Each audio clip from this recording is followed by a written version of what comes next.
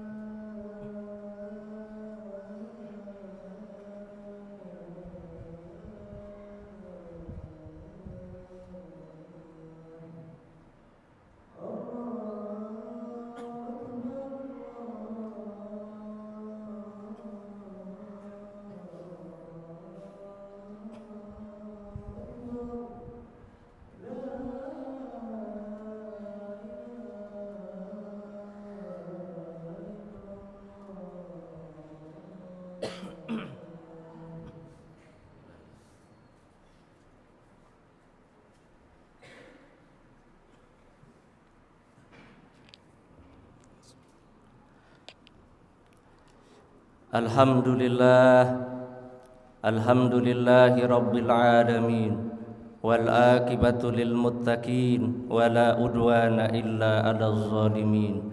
Asyhadu an la ilaha illallah wahdahu la syarikalah wa asyhadu anna sayyidana Muhammadan abduhu wa rasuluhu la nabiyya ba'dah. Allahumma fassalli wa sallim wa barik ala sayyidina Muhammadin wa ala alihi wa ashabihi wa man tabi'ahum bi ihsanin ila yaumiddin. Faya ibadallah, usini nafsi wa iyyakum bitaqwallah, faqad fazal muttaqun wa khussukum ala ta'atillahi wa ta'ati rasulihi la'allakum tuflihun. Faqad qala Allah Ta'ala fil Qur'anil Azim wa huwa asdaqul qailin. A'udzu billahi minas syaitonir rajim. Bismillahirrahmanirrahim. Syahrul Ramadan alladzi unzila fihil Qur'an hudan linnasi wa bayyinatin minal huda wal furqan. Al-ayah amma ba'd. Ma'asyiral muslimin, jamaah sidang salat Jumat yang berbahagia. Alhamdulillah wa syukurillah, di kesempatan hari ini kita memasuki hari yang ke-21 di bulan suci Ramadan. Tentu kita merasa berbahagia dan dipenuhi dengan keberkahan.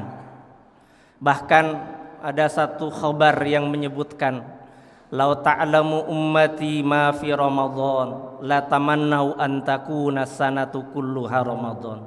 Seandainya umatku tahu atas berbagai macam pahala yang disiapkan oleh Allah di bulan suci Ramadan, niscaya mereka semua akan berharap bahwa sepanjang tahun yang ada adalah bulan Ramadan. tidak ada Syawal, tidak ada Zulqa'dah dan lain sebagainya. Yang ada adalah Ramadan, Ramadan, dan Ramadan. Kenapa umpamanya sampai sedemikian rupa? Karena kita teringat dengan satu keterangan hadis riwayat Imam An-Nasai. Beliau menyampaikan satu keterangan dari baginda Rasulullah SAW ketika mau datang menjelang bulan suci Ramadan. Pada saat itu baginda Nabi Muhammad SAW berkhutbah, berpidato di hadapan para sahabat. Beliau kemudian bersabda, "Ya ayyuhan nas, atakum Ramadan syahrun mubarak." Wahai kalian para sahabatku semuanya, sebentar lagi akan datang kepada kalian bulan suci Ramadan, bulan yang dipenuhi dengan keberkahan oleh Allah Subhanahu wa taala. Keberkahan bulan Ramadan itu ada pada siang harinya dan ada pada malam harinya. Pada siang harinya, qad faradallahu azza wa jalla alaikum siyamahu. Allah Subhanahu wa taala telah memfardukan kepada kita semuanya untuk melaksanakan puasa di bulan suci Ramadan. Kenapa ini menjadi keberkahan yang luar biasa, ma'asyiral muslimin? Karena kita teringat sabda baginda Rasulullah sallallahu alaihi wasallam dalam hadis yang diriwayatkan oleh Imam Muslim yang merupakan hadis qudsi firman Allah Subhanahu wa taala. Allah berfirman, "Kullu amal ibni Adam lahu illa siyam."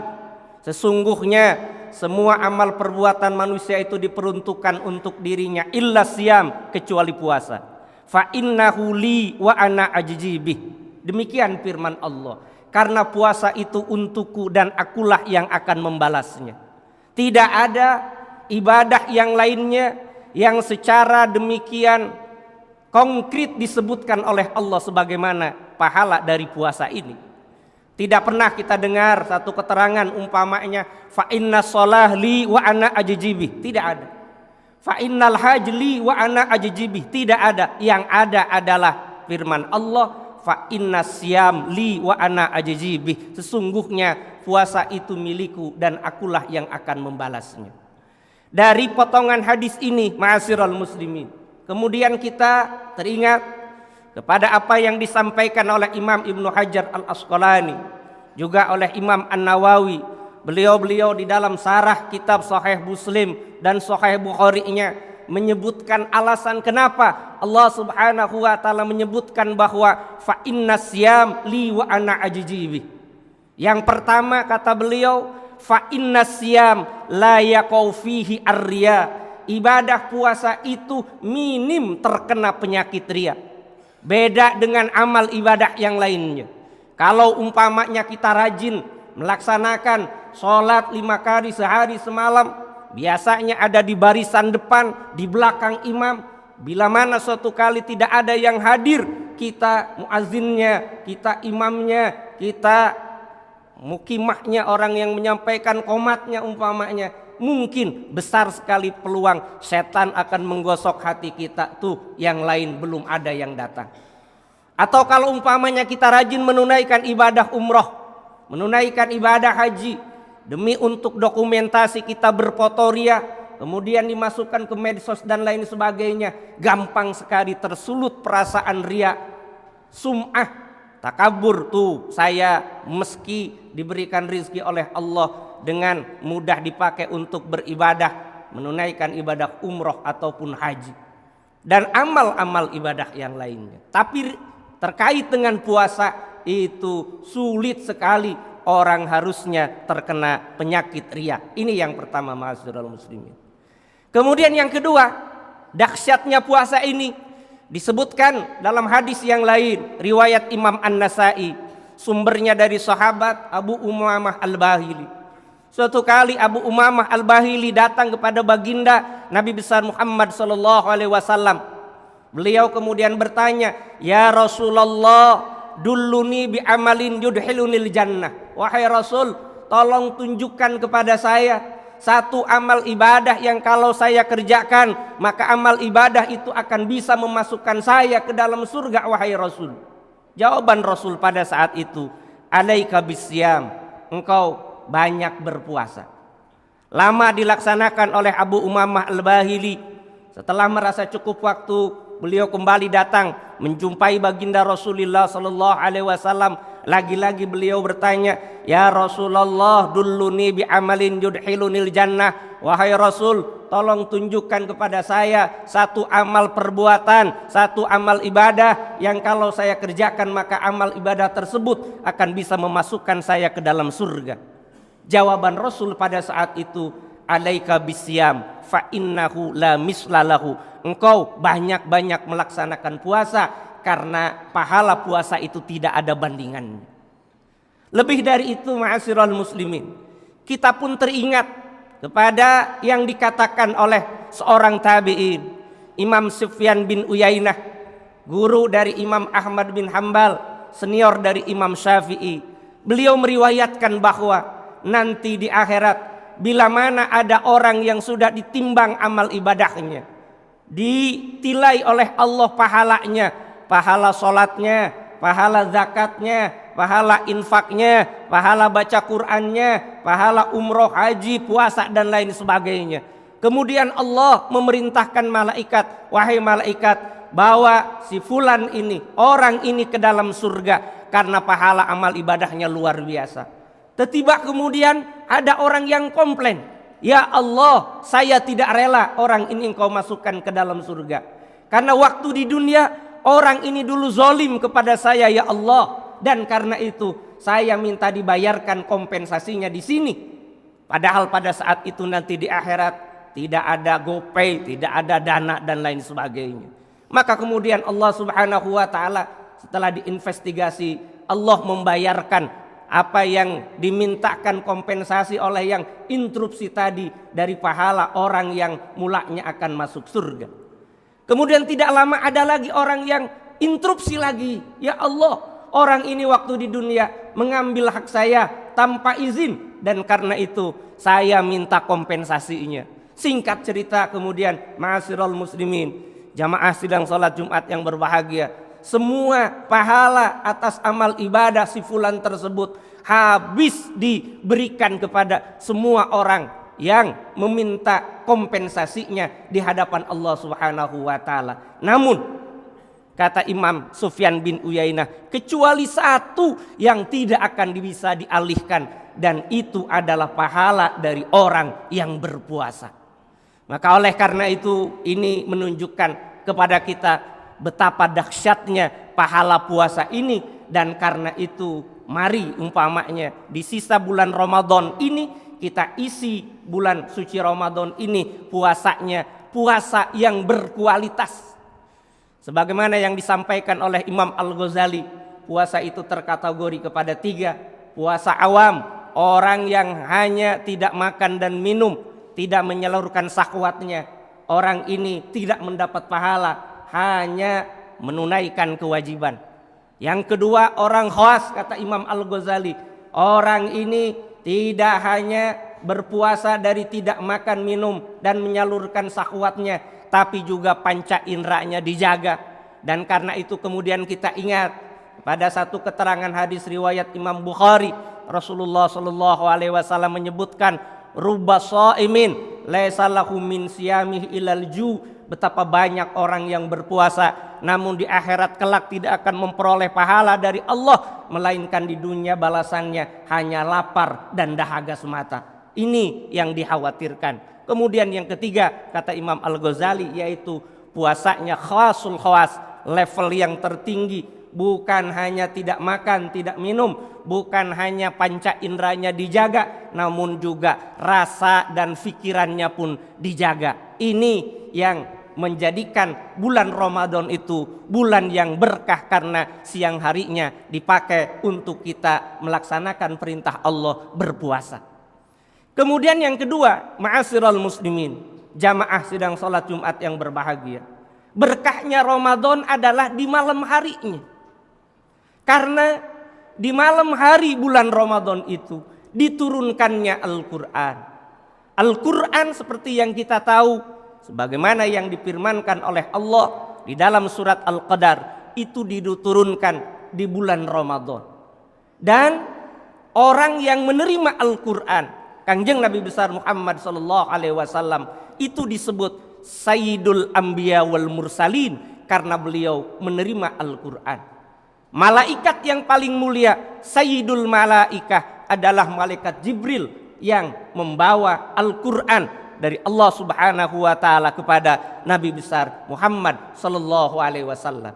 Maka oleh karena itu, ketika kita ingin memperoleh keberkahan di bulan suci Ramadan, terutama di malam harinya, idealnya maka kita diperintahkan untuk banyak-banyak membaca ayat-ayat suci Al-Quran. Pertanyaannya, ma'asyiral muslimin, hari ini sudah 22 hari bulan suci Ramadan berjalan. Sudah berapa ayat yang kita baca di bulan suci Ramadan ini? Sudah berapa surat yang kita baca di bulan suci Ramadan ini? Sudah berapa juz yang kita baca di bulan suci Ramadan ini? Karena kalau kita ingat kepada yang difirmankan oleh Allah di dalam surat Al-Baqarah ayat 185, A'udzubillahi minasyaitonirrajim. Syahrul Ramadan alladzi unzila fihil Qur'an hudal linnasi wa bayyinatin minal huda wal furqan. Bulan Ramadan itu bulan yang diturunkannya Al-Quran, yang fungsi Al-Quran itu hudal linnas, sebagai petunjuk bagi manusia, terutama bagi hudal lil muttaqin, petunjuk bagi orang-orang yang bertakwa. Kalau umpamanya untuk membacanya aja kita tidak rajin, maka bagaimana mungkin Al-Quran akan menjadi petunjuk untuk kita?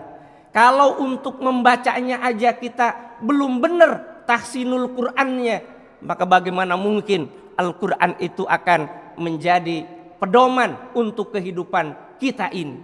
Padahal kita teringat kepada satu keterangan dari sabda baginda Rasulullah sallallahu alaihi wasallam. Beliau bersabda, orang mukmin yang alim yang tidak rajin membaca Al-Quran bagaikan buah kurma yang manis namun tidak wangi aromanya. Kalau umpamanya kita bukan termasuk orang alim, namun kita tercatat sebagai orang mukmin dan tidak rajin membaca Al-Quran, mungkin terkategori sebagai buah kurma yang tidak manis rasanya, juga tidak wangi aromanya. Barakallahu li wa lakum fil Qur'anil azim wa nafa'ani wa iyyakum bima fihi minal ayati wa zikril hakim.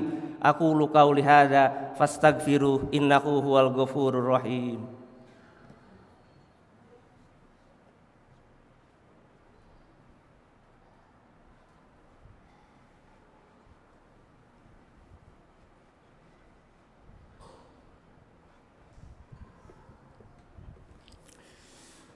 Innal hamdalillah nahmaduhu wa nasta'inuhu wa nastaghfiruh wa na'udzu billahi min shururi anfusina wa min sayyiati a'malina may yahdihillahu fala mudhillalah wa may yudlilhu fala hadiyalah. Asyhadu an la ilaha illallah wahdahu la syarikalah wa asyhadu anna sayyidana Muhammadan abduhu wa rasuluhu la nabiyya ba'dah. Allahumma fasholli wa sallim wa barik ala sayyidina Muhammad wa ala alihi wa ashabihi wa man tabi'ahum bi ihsanin ila yaumiddin. Fa ya ibadallah usini nafsi wa iyyakum taqwallahi faqad fazal muttaqun wa husukum ala taatillahi wa taati rasulih la'allakum tuflihun. Amma ba'd. Ma'asyiral muslimin, jamaah sidang salat Jumat yang berbahagia, maka pada khutbah yang kedua ini kita teringat kepada satu keterangan hadis dari Nabi besar Muhammad sallallahu alaihi wasallam. Beliau bersabda, Asyamu wal Qur'anu yasfi'ani yaumal qiyamah. Nanti di hari akhirat, puasa dan Al-Quran akan memberikan pertolongan, syafaat kepada orang-orang yang berpuasa dan kepada orang yang sering membaca Al-Quran. Saat itu puasa kemudian menghaturkan kehadirat Allah Subhanahu wa ta'ala. Ya Rabbi, wahai Tuhanku, orang ini dulu waktu di dunia mana'tuhu at-ta'am, saya mencegahnya dari makan, minum dan berhubungan, padahal itu semua engkau halalkan di luar bulan Ramadan, di luar puasa. Namun orang tersebut menahannya karena aku, karena puasa. Karena itu Fasafi'ni bih, mohon berikan kepadaku untuk bisa membantu memberikan syafaat kepada orang yang berpuasa. Demikian juga yang dikatakan oleh Al-Quran. Al-Quran berkata kepada Allah, ya Rabbi, wahai Tuhanku, saya mencegah orang ini dari tidur di malam hari sehingga mengakibatkan dia begadang untuk membaca Al-Quran. Fasafi'ni bih, maka oleh karena itu tolong berikan izin saya untuk memberikan syafaat kepada orang-orang yang membaca Al-Quran. Dan di bulan suci Ramadan ini keduanya berkumpul. Dan oleh karena itu kita bermohon kepada Allah, mudah-mudahan diberikan kekuatan untuk mengisi bulan suci Ramadan ini. Siangnya kita puasa, puasanya yang diterima Allah. Malamnya kita sholat tarawih, sholat tahajud, membaca Al-Quran. Semuanya mudah-mudahan diterima oleh Allah subhanahu wa ta'ala. Dan mudah-mudahan meskipun Ramadan ini belum tuntas, belum datang Idul Fitri, tidak pernah kita pun berhenti untuk berdoa, ya Allah, sampaikanlah umur hamba ini ke bulan-bulan Ramadan di waktu-waktu yang akan datang. Saking rindunya kita untuk terus mengisi bulan suci Ramadan. Mudah-mudahan ma'asyiral muslimin, kita semuanya dipanjangkan umur oleh Allah subhanahu wa ta'ala, diberikan kesehatan untuk beribadah senantiasa kepada Allah subhanahu wa ta'ala. Mudah-mudahan kelak kita diwafatkan dalam kondisi husnul khatimah, dan kelak kita mudah-mudahan dimasukkan oleh Allah ke dalam surganya. Amin, amin, amin ya Allah ya Rabbal alamin. Fa'lamu anna Allah amarakum bi amrin fi bada bi nafsi wa sana bi malaikati fi qudsi faqala innallaha wa malaikatahu yusholluna 'alan nabi ya ayyuhalladzina amanu shollu 'alaihi wa sallimu taslima walhamdulillahi rabbil alamin. Allahumma ighfir lil muslimina wal muslimat wal mu'minina wal mu'minat al ahya'i minhum wal amwat innaka sami'un qaribun mujibu da'wat fa ya qadiyal hajat. Allahumma rabbana hab lana min azwajina wa dzurriyyatina qurrata a'yun waj'alna lil muttaqina imama. Allahumma yassir lana umurana wa la tu'assir alaina ya karim fa inna taysira li asir alayka yasir. Allahumma rabbana atina fid dunya hasanah wa fil akhirati hasanah wa qina adzabannar walhamdulillah rabbil alamin. Ibadallah, innallaha ya'muru bil adli wal ihsan wa ita'il qurba wa yanha 'anil fahsai wal munkari wal baghi ya'izukum la'allakum tadhakkarun. Fazkurullahal adzima yadhkurkum was'aluhu min fadli yu'tikum wa la dzikrullahi akbar. Aqimus shalah.